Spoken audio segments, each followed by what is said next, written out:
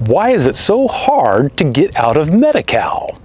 Hello, I'm Kevin Canals with InsureMeKevin.com, and I talk to a lot of people that have been flipped into Medi-Cal, and it is just a nightmare to get out, and it just doesn't make any sense. With Covered California, it takes about an hour. You fill out the application, submit it, you get an eligibility result, you go in, you select your health plan, you make your binder payment, and you're on your way. You have private health insurance at an affordable rate. But if you make one little error in your application, maybe you're making a change and you're changing your income, and if you make one small date error, it looks as if you have no income or very little income for the particular month in which you're making the change. You're flipped into Medi-Cal. And Covered California cannot help you at that point. You have to deal with Medi-Cal, and that is problematic. That is, people can't talk to folks on the phone, no one will return messages. It's just a real struggle. So it takes an hour to get into Covered California. It can take weeks and months to get off of Medi-Cal. So what is causing all of this? Well, a couple different issues, two of them. First, Medi-Cal is under Medicaid. Medicaid is a federal program and it's old. It was created in 1965. Excellent intentions of offering low-cost health insurance for low-income individuals. Now, the way it works is that the federal government pays the states, but the states have to pick up a portion of the cost. But they also allow the states to kind of make some of their own rules. They have to follow some of the Medicaid rules, but they follow some of their own rules. Medi-Cal is the Medicaid version in California.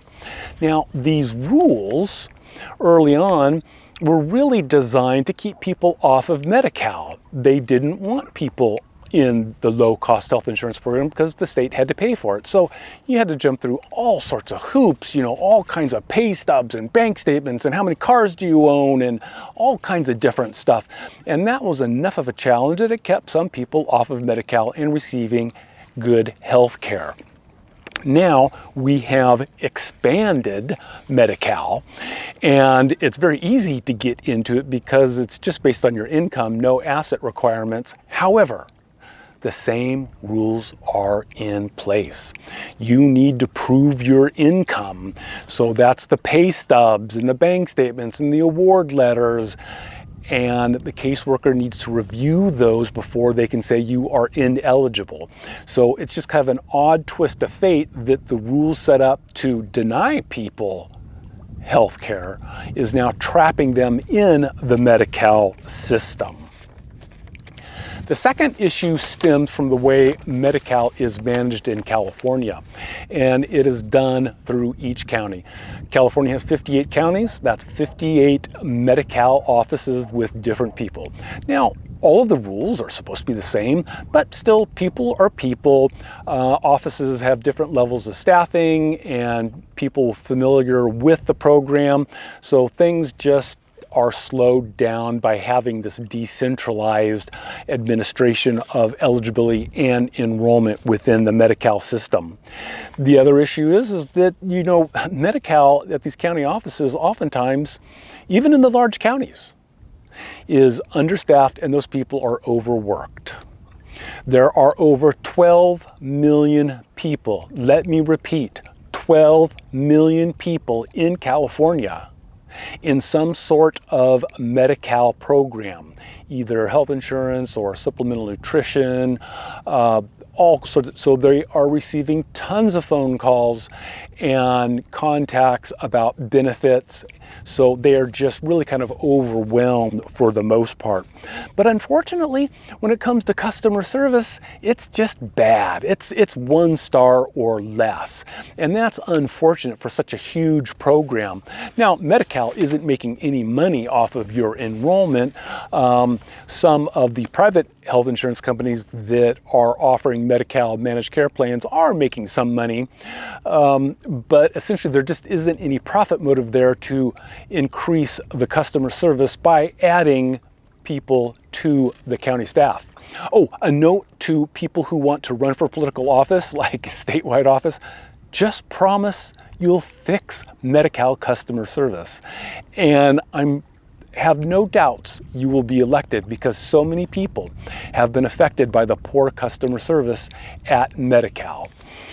Now, if you do find yourself in that situation, that you have to work with your county Medi-Cal office, here's a few tips for trying to get back on track so that they can see you are not eligible for Medi-Cal. First, be patient. Again, they are overworked and understaffed, receiving a lot of calls.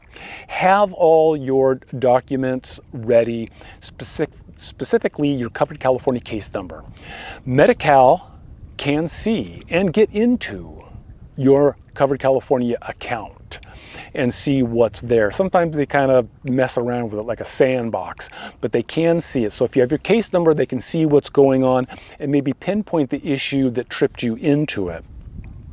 Calmly report to the Medi-Cal caseworker that you were determined eligible for Medi-Cal or pending eligibility through Covered California, and you may not understand why. Please help me understand.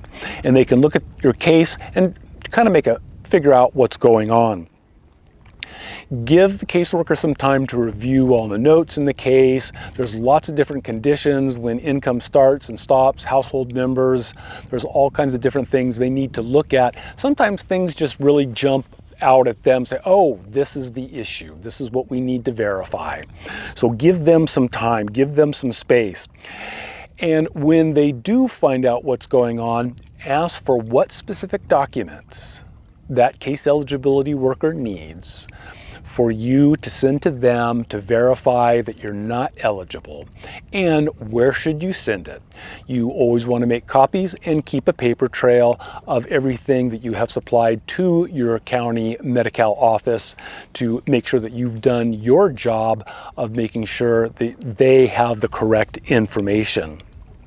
And that's all you can really do. They have to go through the system.